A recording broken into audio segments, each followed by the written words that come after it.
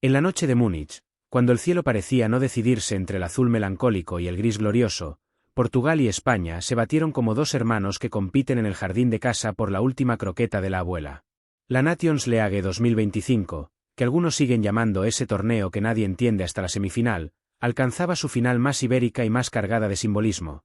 Los lusos con un Cristiano Ronaldo de 40 años al frente y los españoles liderados por una joya adolescente, Lamine Yamal, que aún no sabe si prefiere ser extremo, mago o presidente del Barça.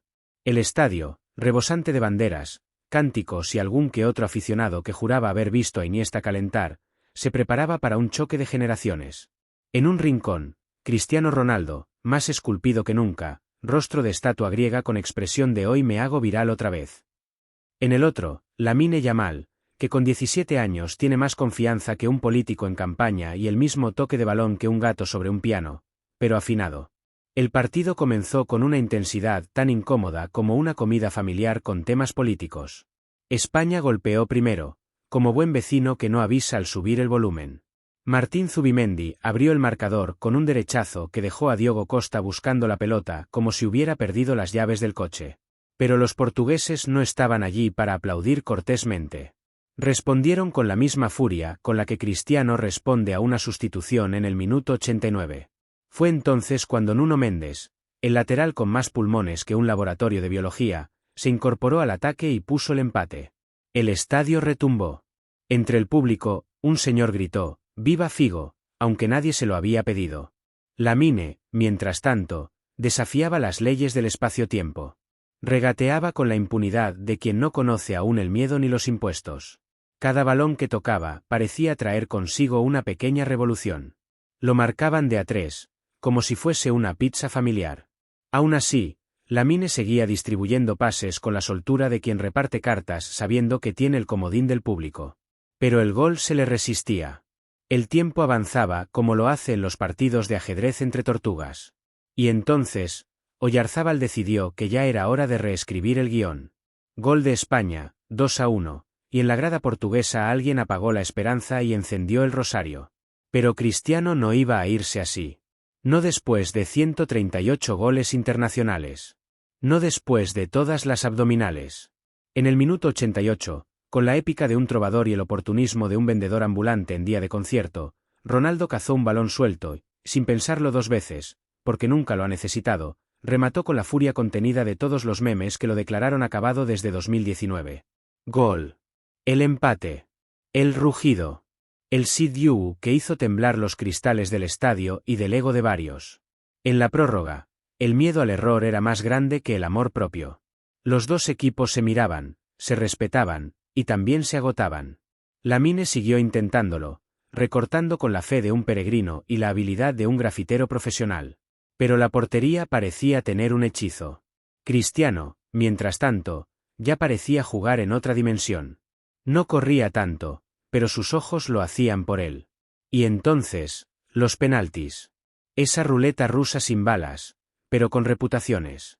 Uno tras otro, los portugueses no fallaban. Hasta que le tocó a Morata, y el universo entero contuvo la respiración. No fue su día. Tampoco su noche. Su balón se fue como los ahorros tras unas vacaciones mal planificadas, alto y sin retorno. Portugal campeón. Otra vez. Y Cristiano, en medio del éxtasis colectivo, se permitió llorar. Llorar con la emoción de quien ha ganado, tanto que ya solo le queda ganarse a sí mismo. Rodeado de sus compañeros, con la copa en una mano y el micrófono en otra, fue preguntado por el futuro, por el legado, por esa estrella joven que no dejó de bailar en el campo, Lamine Yamal. Y ahí, con la expresión entre paternal y desafiante, dijo lo que muchos pensaban, pero pocos se atrevían a verbalizar. Es superior a los demás. Pausa. Los periodistas se miraron como si acabasen de oír que el sol era una linterna gigante. Tiene 17 años y juega con la calma de un veterano.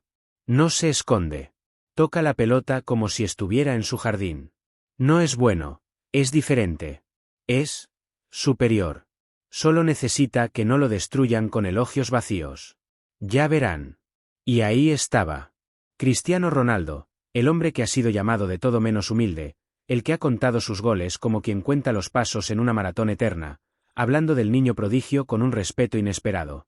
El tipo que convirtió la autoexigencia en religión, rindiéndose a la magia ajena. Era como ver a Batman recomendando a Spider-Man. Lamine, por su parte, se enteró de las palabras de Cristiano en el vestuario, entre vendajes y lágrimas. Alguien le mostró el vídeo en su móvil. Sonrió, en silencio. No dijo nada. Solo bajó la cabeza un momento y murmuró algo que no alcanzaron a escuchar. Quizá fue un gracias, quizá un es ahora, quizá simplemente estaba pensando en el siguiente regate. Al día siguiente, las portadas fueron un festival de hipérboles. Cristiano eterno. Portugal, reino del fútbol. Lamine, el heredero señalado por el rey. En redes, las comparaciones se dispararon como fuegos artificiales en Año Nuevo, que si Lamine es el nuevo Messi, que si Cristiano no se retira nunca, que si Morata debería dedicarse a la carpintería, injusto, pero Twitter no perdona. Mientras tanto, ambos protagonistas ya estaban en sus respectivos vuelos. Uno hacia Lisboa, el otro hacia Barcelona. Los dos pensando, en silencio, en lo que viene. Cristiano, desde su ventanilla, contemplaba el horizonte con esa mezcla de satisfacción y nostalgia que solo tienen los guerreros que han sobrevivido a demasiadas batallas. ¿El final? Quizá. ¿La última copa? Tal vez. Pero en su interior, algo le decía que aún quedaba historia. Lamine, por otro lado, volvía con las piernas algo pesadas pero el alma liviana. Había perdido, sí. Pero también había ganado algo más valioso que un trofeo, el respeto del más grande. El elogio de un mito. La certeza de que, si sigue así, será él quien algún día esté en una final, alzando una copa y señalando con el dedo a un niño de 17 años que acaba de hacerlo temblar. Porque eso es el fútbol. Un juego de generaciones, de relevos invisibles, de miradas que se cruzan entre líneas. Y en esa noche de junio, entre el cuero de un balón y las luces de Múnich, se escribió otro capítulo. Uno donde el viejo rey alzó la copa, y al hacerlo, señaló al nuevo. Y por un instante, todos lo entendimos. No fue un gesto ostentoso. No hubo fuegos artificiales, ni un plano cerrado de cámara con slow motion ni música de Hans Zimmer. Fue un movimiento sutil, casi íntimo, como esos detalles que solo notan los románticos del deporte. Cristiano, rodeado de sus compañeros, con la copa brillando en sus manos bajo los focos de la UEFA, esos focos que tienen la intensidad emocional de una declaración de amor, giró apenas el cuello, levantó la mirada hacia la zona donde minutos antes había visto marcharse a Lamine Yamal, cabizbajo, cruzando el campo como quien se aleja de un sueño interrumpido por un despertador cruel.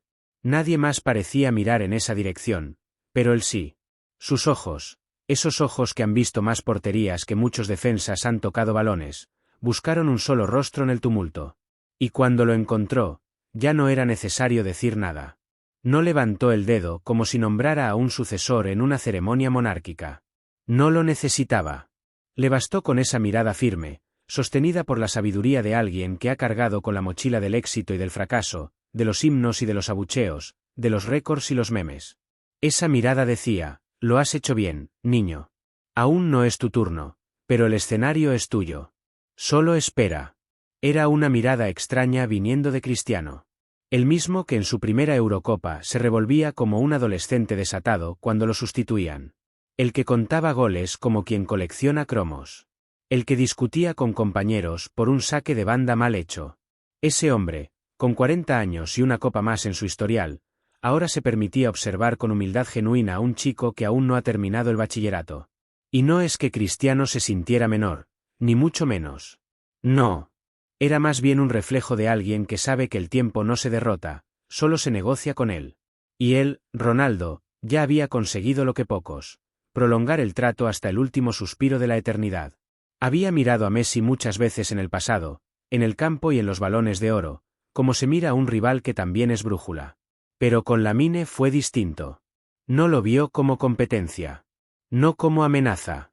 Lo vio como algo más extraño aún, promesa sin ego. Fuego nuevo. A su alrededor, sus compañeros celebraban con la discreción de quien ya está acostumbrado a compartir gloria con un gigante. Rubén Neves daba saltitos con la expresión de un niño que por fin ha convencido a su madre de que sí, que se puede quedar hasta tarde. Bruno Fernández repartía abrazos con una eficacia burocrática.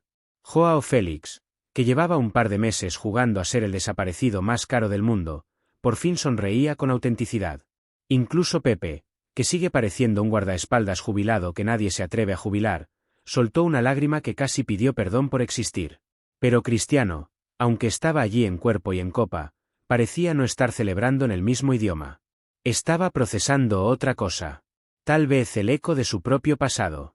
Tal vez el recuerdo de cuando él tenía 17 años y lloró en 2004 al perder una final en casa. Esa noche, él también fue señalado. Solo que no hubo un veterano como él ahora. Él se hizo solo, en una época donde los halagos venían con zancadillas, y los elogios eran como la wifi en la playa, poco fiables. Y quizá por eso miraba a Lamine con ese extraño equilibrio entre ternura y advertencia. Porque en el fondo sabía que ser joven y brillante en el fútbol moderno es como ser un equilibrista en una cuerda de hilo dental, con un foco apuntándote y 400 millones de personas opinando en directo. Sabía que las piernas se recuperan, pero la cabeza a veces no vuelve. Por eso, en su declaración postpartido, no solo lo elogió, lo advirtió.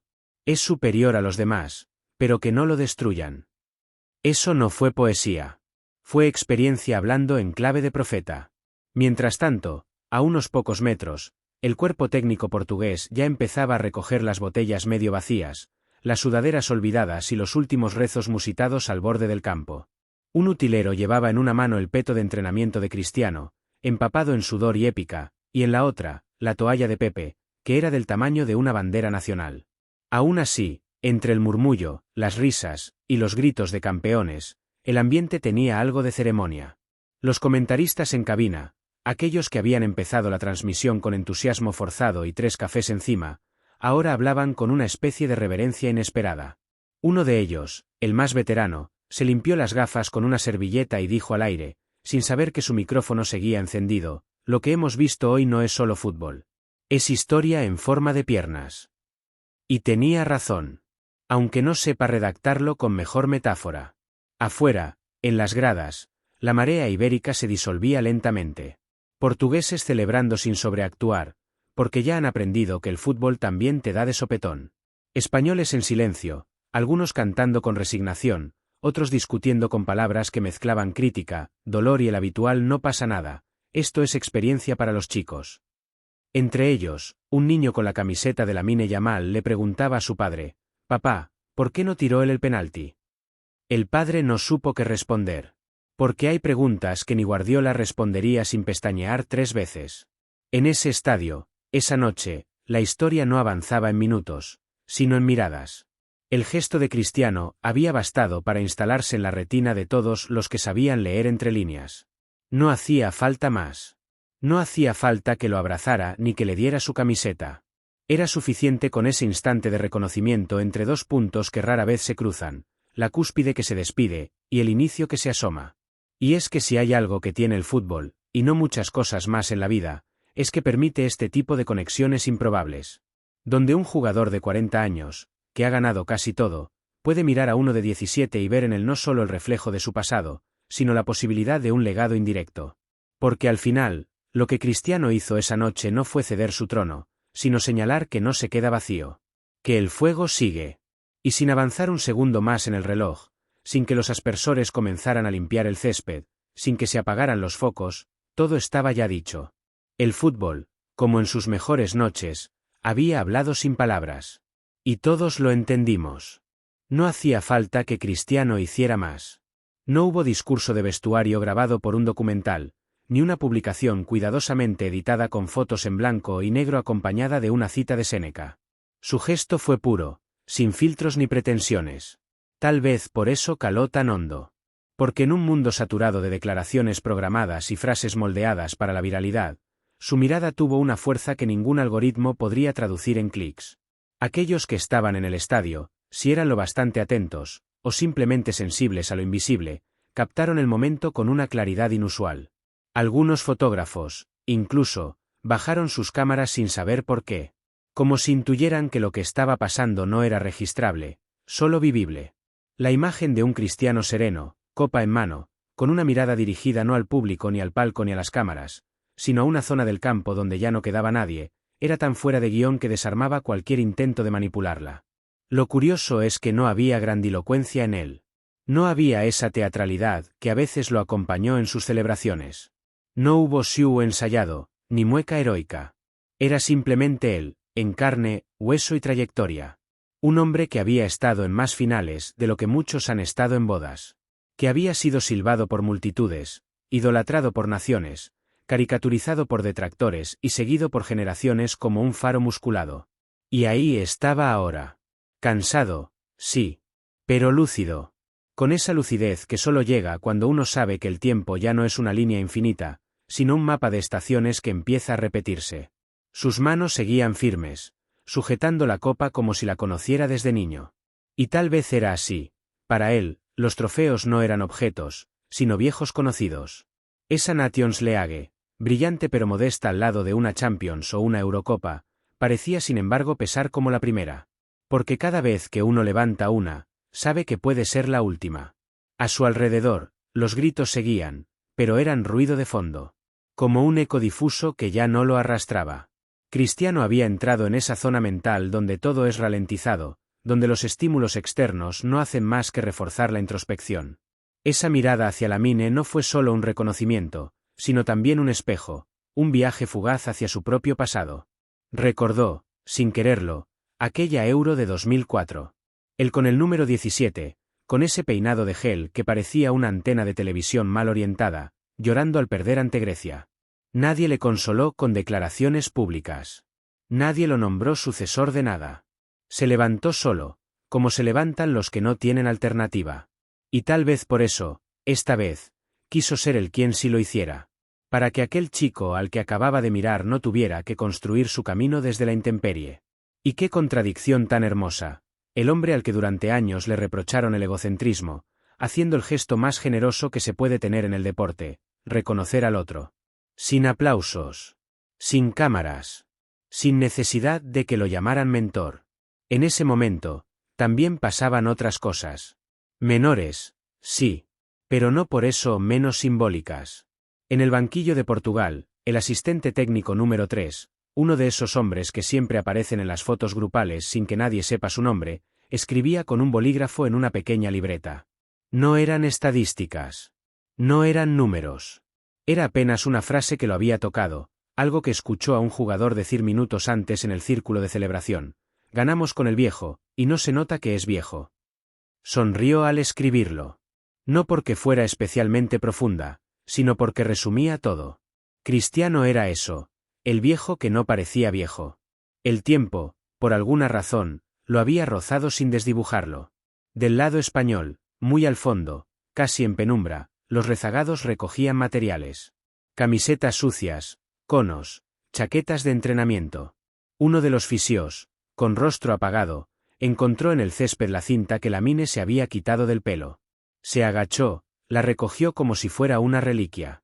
Dudó un segundo, y la guardó en el bolsillo. Nadie lo vio. Pero algo en él le dijo que aquello algún día tendría valor. No por superstición, sino porque había sido testigo de algo distinto, algo que no ocurría cada domingo. Y en ese instante, en ese preciso segundo que parecía eterno, todo el estadio fue una cápsula de contraste, euforia y melancolía, celebración y reconocimiento, el final de una historia y la gestación de otra. El momento se estiraba, se negaba a morir. Como si el universo mismo supiera que no debía apresurar el cierre. Cristiano volvió a levantar la copa. No para sí, sino hacia los suyos. Y lo hizo con los dos brazos, como quien ofrece, más que presume. El público portugués coreó su nombre con una energía que no tenía nada que ver con 2008, 2016 o 2019. Era más adulta. Más madura. Era una ovación que decía, te entendemos, por fin. Porque incluso sus críticos, esos que lo tildaban de individualista, esa noche parecían haber comprendido que hay un tipo de grandeza que se disfraza de obstinación. Y justo en esa franja de segundos donde todo parecía suspendido, ocurrió algo que no quedó registrado por ninguna cámara oficial, pero sí por un par de móviles atentos. Un niño portugués, en la grada baja, con una bufanda al cuello y una sonrisa que no se podía fingir, levantó un cartel improvisado que decía, CR7, obrigado por tudo. Agora o la mine pode continuar. La cartulina temblaba en sus manos, quizás por la emoción o por el peso simbólico de lo que acababa de escribir. Su padre, a su lado, no dijo nada. Solo le revolvió el pelo con ternura. El mensaje era simple. Pero era una síntesis de todo lo que esa noche significaba. Y así, el estadio, lleno de gente que aún no se iba, parecía entender que estaba en un momento que sería contado con exageración por generaciones futuras, pero que en el fondo no necesitaba ser exagerado. Porque no se trataba solo de quién ganó, sino de cómo se miraron. De cómo el más experimentado, con la gloria aún fresca en las manos, fue capaz de señalar al más joven con respeto, sin arrogancia, sin miedo, sin disfraz. Y todo eso, sin que pasara un solo segundo más. El cartel seguía allí, sostenido con esas manos pequeñas que temblaban sin saber si por frío, emoción, o porque sabían, sin entender cómo, que estaban participando en algo grande. En esa hoja blanca, escrita con rotulador grueso de tinta negra, la clase de rotulador que siempre huele a química y a deberes hechos deprisa, se resumía una verdad que ni la UEFA, ni los analistas tácticos, ni los youtubers de análisis postpartido sabrían articular tan limpiamente. Y sin embargo, ese cartel no era una bandera, ni un grito de guerra, ni una demanda. Era una especie de gesto ritual. Como si un niño, sin saber de egos ni de storytelling, estuviera oficiando una ceremonia de transición entre épocas. No hacía falta más para entender que el cartel estaba fuera de lugar, y sin embargo, perfectamente colocado. Como una flor nacida entre las grietas de un estadio que ya creía haberlo visto todo. Cristiano, aunque lejos, tal vez lo vio. Tal vez no. Quizás su mirada pasó de largo, cansada por las luces o concentrada aún en lo que no se puede narrar. Pero no importaba. Porque no todo gesto necesita llegar a su destinatario para ser verdadero. A veces, los homenajes son cartas abiertas que el tiempo recogerá en diferido. El padre del niño se mantuvo en silencio, con esa postura de hombros encogidos y sonrisa lateral que suelen tener los adultos cuando se dan cuenta de que sus hijos entienden cosas que ellos tardaron años en procesar. No dijo nada, pero en sus ojos se leía el orgullo torpe de quien sabe que el cartel, la letra, la frase, todo eso lo había escrito el niño sin ayuda. Alrededor, los fanáticos portugueses, aunque envueltos en cánticos, empezaban también a desacelerar su euforia. Como si hubieran escuchado, sin querer, una nota distinta entre la sinfonía de la victoria. Un susurro. Un pulso. Tal vez era el eco de ese mismo momento de reconocimiento que Cristiano había tenido unos segundos antes. Tal vez era simplemente la percepción colectiva de que, en medio de la victoria, había algo más importante ocurriendo, el traspaso invisible entre generaciones. Un poco más lejos, al borde del césped, una periodista portuguesa, la misma que había hecho entrevistas pospartido con la diplomacia de una madre en misa, bajaba el micrófono.